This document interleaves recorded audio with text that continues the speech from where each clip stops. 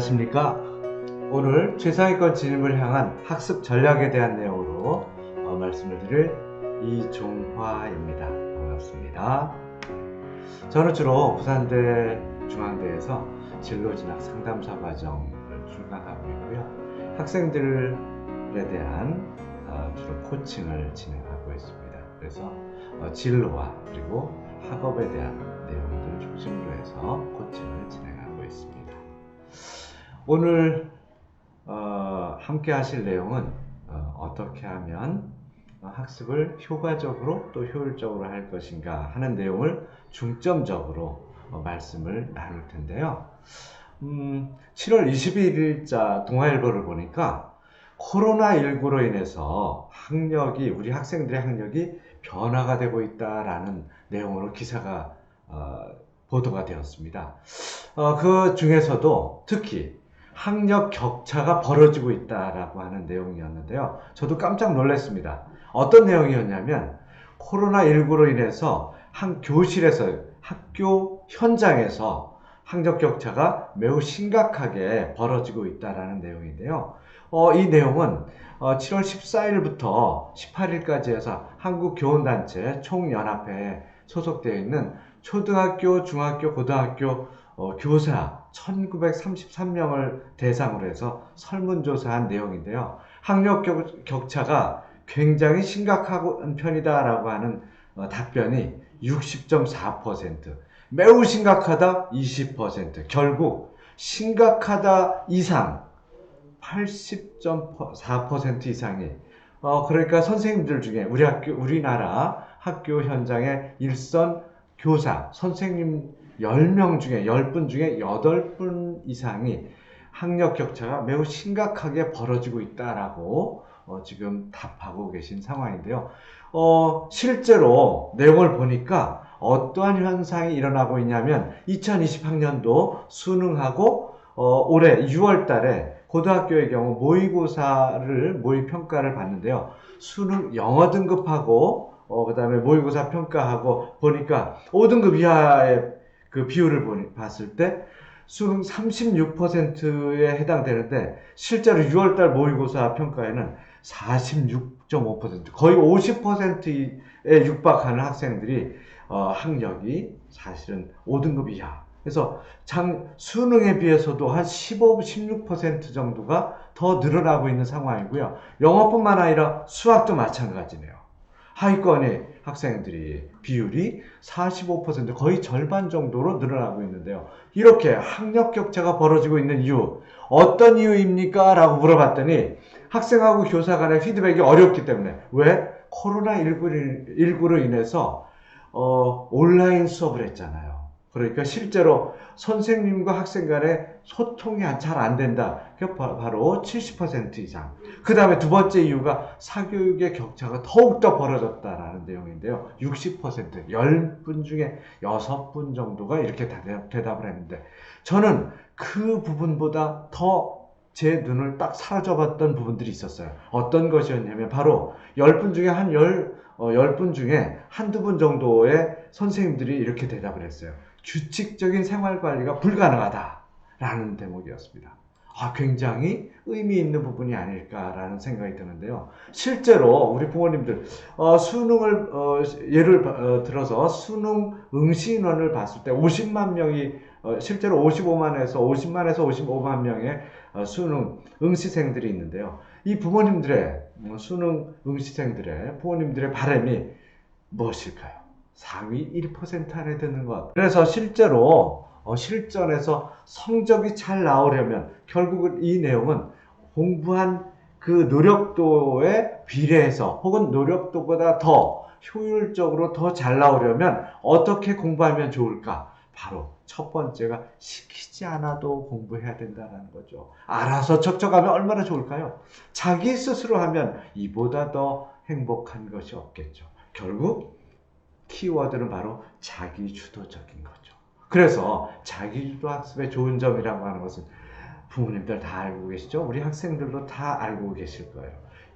스스로 계획하고 그리고 실천하고 평가해서 다음 학습에 반영하는 이 프로세스를 타고 가면 바로 이렇게 성취도가 더 높게 나올 수 있다. 효과성을 더 높일 수 있다라는 것인데요. 바로 거기에는 어떤 부분이 있냐면 자기주도성을 더 높이는 데는 가장 중요한 부분이 있습니다. 다른 것보다 가장 먼저 해야 될 것이 자신의 감정을 관리하는 능력이에요. 자신의 감정이 안정적으로 되어 있을 때, 그럴 때 바로 공부도 잘 될 수 있다는 거죠.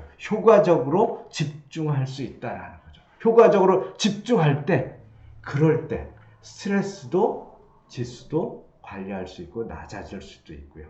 그렇게 감정을 관리하고 스트레스 관리를 하면 성공을 향해서 좋은 습관을 갖게 되고요. 그 좋은 습관을 가지면서 또 한 가지의 비법이 뭐냐면 시간 관리할 수 있다는 거죠. 그런데 혼자 스스로 공부한다라고 했을 때 오해하는 부분들이 바로 이런 내용들이 제기될 수 있죠. 혼자 공부해서 학교 수업 어떻게 따라갈 거야? 과연 혼자 공부해서 따라갈 수 있어? 라고 하는 의문들이 생길 수 있습니다. 그런데 실제로요, 학교 수업은 우리 학생들의 신체와 두뇌 발달 과정에 맞게 설계된 교과 과정이에요. 예습하고 복습만 성실히 하면 누구나 다 좋은 성적을 낼 수 있거든요. 또 두 번째는 자기주도 학습을 위한 특별한 방법이 있을 거야 라고 하는데요. 실제로 특별한 방법이라는 것은 개개인에 맞는 방법을 골라서 따라하는 것이지, 누가 했다라고 해서 그 방법대로 그대로 했다가는 개인별로 다 다른 거예요. 신체의 바이오리듬도 다르고요. 자기만의 라이프 스타일도 다르고요. 또 개개인만의 학습 스타일이 다 다릅니다. 어떻게 정보를 전달받고 어떻게 본인이 잘 파지하고 결국 어떻게 잘 기억하느냐는 개인마다 다 다르다라는 거죠. 그리고 더 중요한 게 있죠. 무엇이냐면 어떤 방법이든 꾸준하게 실천하는 게 가장 중요하겠죠. 그래서 무엇보다 중요한 것, 생활 습관을 스스로 알아서 하는 것.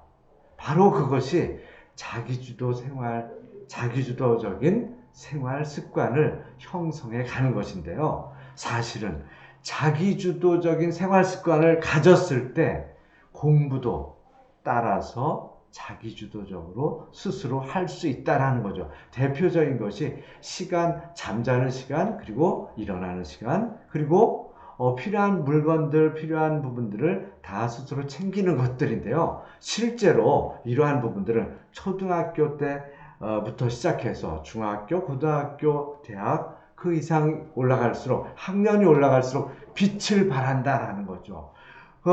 거기에는 어떤 부분들이 있냐면 공부하려고 앉아있는 시간, 앉아있다고 집중이 잘 될까요? 그렇지 않다라는 거예요. 책상에 앉아있다고 다 공부되면 앉아만 있으면 뭐 문제가 없겠죠. 하지만 중요한 부분이 있습니다. 집중력에는 개인마다도 차이가 있고요. 발달 단계에 따라서도 차이가 있다는 거예요. 그래서 실제로 공부 시간보다 공부의 질을 잘 살필 필요가 있는 거죠. 그래서 1시간 걸리던 공부를 집중력 있게 40분 딱 하고 그리고 또 쉬는 시간 들리면 되는 거예요. 매일 30분 공부의 질이 완벽하게 될 때, 그럴 때 10분 더 늘려서 40분 하는 거고요. 30분을 관리를 잘 할 수 있으면 3시간 관리도 잘 할 수 있다는 거예요.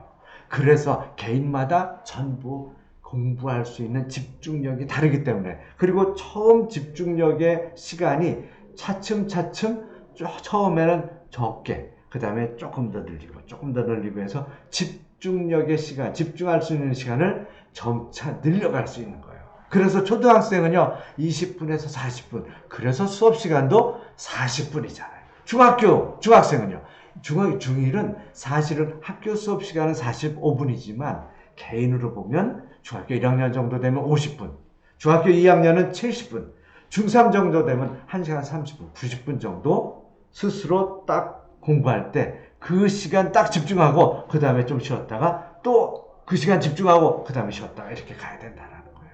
그래서 스스로 공부하는 시간에 익숙해지면 무척 편하고 효율적이 되는 거죠. 결국 성공한 사람들의 공통된 습관은요, 규칙적인 생활이에요. 그래서 우리 자녀들의 생활 습관 가정에서 만들어지기 때문에 부모님들이 솔선수범하셔야 되는데 사실은 밤 10시부터 오전 6시까지 우리 청소년, 우리 아이들의 두뇌 발달은요 가장 활발하게 이루어지는데 사실 그때 잠을 잘 수 있는 시간은 사실은 쉽지는 않지 않습니까? 그래서 늦게 잠들고 수면 시간이 부족하면 사실은 집중할 수 있는 학습력에 지장을 주게 되기 마련이에요. 그래서 미취학 아동이라든지 그 다음에 저학년 같은 경우는 수면 시간에 아주 성장과 직결되기 때문에 지나치게 수면 시간을 줄이면 사실은 장기적으로 봤을 때는 성장에 문제도 있고요. 그리고 또 한 가지가 있습니다. 공부해라 그래서 교과 과목만 가지고 공부하는 경우가 참 많아요. 영어 수업하죠. 학교에서 공부하고 학원에서 사교육 받고 그 다음에 또 학교 숙제하고 또 학원 숙제하고 그러다 보면 또 수학하죠. 수학 학교 공부하고 학원 공부하고 그리고 학교 수업하고 학교 수업하면서 숙제하고 학원 숙제하고 그러다 보면 사실상 우리 아이들이 책 읽을 시간이 별로 없잖아요. 그런데 사실은 우리 아이들에게 가장 중요한 요소가 뭐냐면 학습에서 가장 중요한 요소는 이해 능력이에요. 예. 문제 해결 능력은요 바로 독해력에 있거든요. 그 독해력이 가장 중요한데 자 이렇게 성공한 사람들의 공통적인 습관이 뭐냐면 공통된 습관은 바로 규칙적인 생활이에요. 우리 아이들의 생활 습관은 가정에서 가장 크게 이루어지잖아요. 부모님들께서 솔선수범해서 같이 함께 협조해 주시고 만들어 주셔야 되는데요. 사실상 우리 아이들 청소년기에 있으니까 신체적인 성장 중요하잖아요. 밤 10시부터 오전 6시까지가 가장 성장의 골든타임인데요. 두뇌 활동이 가장 빠르고 두뇌 성장에 가장 큰 영향력을 주고 큰 효과적인 성장의 가장 핵심 시간 골든타임인데요. 사실은 이 시간에 우리 아이들이 자기에 쉽지 않죠. 그래서 실제로는요, 우리 늦게 잠을 자고 또 새벽에 비몽사몽간에 일어나고 이러는 경우들이 굉장히 많을 겁니다. 그런데 실제로 수면 시간 너무 줄이게 되면 두뇌 활동이 두뇌 성장에 있어서 굉장히 위축되게 되고요. 특히 초등 저학년으로 내려갈수록 수면과 성장은 직결되기 때문에 부모님들께서 지나치게 초등 저학년 같은 경우는 수면 시간을 줄이는 것은 조금 신경 써주실 필요가 있겠고요. 그리고 또 한 가지 있습니다. 대개 교과 공부에 막 집중하다 보면 사실은 책 읽는 것에 굉장히 또 소홀히 할 수 있거든요. 근데 사실은 문제 해결 능력은요 이해력과 독해력에 기본적인 배경을 두고 있어요. 독해력이 되지 않으면 국어도 안 되죠. 영어는 뭡니까? 영어로 된 국어예요. 영어로 된 국어이기 때문에 영어를 잘할 수 있는 그 가장 중요한 방법, 효과적인 방법이 독해력이거든요. 그래 독해력은 뭐냐? 글을 많이 읽고 그 글에서 주장하는 바가 뭐고 그 글이 주장하는 바에서 주제가 뭐고 핵심이 뭐고 그러면 어떻게 연결될 것인가 바로 이것이 비판적인 사고력에도 해당되지만 기본적인 독해력에 해당됩니다. 독해력의 가장 중요한 건 독서겠죠. 그래서 실제로 독서가 학습력에 굉장히 크게 기여하게 되는데요. 그래서 문장을 읽는 것 그래서 사실은 수학도 논리력이잖아요. 논리력을 키우려면 사실은 독서도 굉장히 중요한데 독서를 소홀히 하기가 굉장히 쉽죠. 그래서 이렇게 공부 습관에는 기본적인 학습에 대한 내용들도 있지만 또 독서라고 하는 것도 있습니다. 그런데 무엇보다 중요한 건 누가 시키지 않아도 스스로 알아서 했으면 좋겠는데 어떻게 하면 참 이게 습관을 들일 수 있을까? 참 쉽지 않잖아요. 특히 우리 아이들의 자녀들의 공부 습관 참 쉽지 않죠. 우리 학생들의 공부 습관 스스로 알아서 했으면 좋겠는데 그렇죠. 공부 습관을 들이는 길 바로 그것을 함께 맞춰가고 함께 개발해가고 함께 습관을 들이게 할 수 있는 길, 바로 그것이 학습과 코칭을 연결한 학습 코칭을 통해서 공부 습관을 자율적으로 자기주도적으로 할 수 있게 해드릴 수 있는데요. 바로 이게 학습 코칭이라는 이 부분은 뭐냐면 공부 방법하고 생활 습관을 바로잡아서 습관화 시켜주는 것, 바로 이것이 상위 1%, 자기주도적으로 공부하는 이 습관을 들이는 상위 1%의 비밀은 자기주도 학습인데요. 자기주도 학습으로 갈 수 있게 옆에서 도와드리는 활동, 바로 그것이 학습 코칭이라고 하는 그 전략에 있습니다. 학습 코칭이라고 하는 이 전략을 우리가 다음 시간에 구체적으로 어떻게 어떠한 방법으로 함께 도와드릴 수 있는지 함께 살펴보도록 하겠습니다. 자, 오늘 함께 들어주시고 함께 해주셔서 감사합니다. 다음 시간에 또 뵙겠습니다. 감사합니다.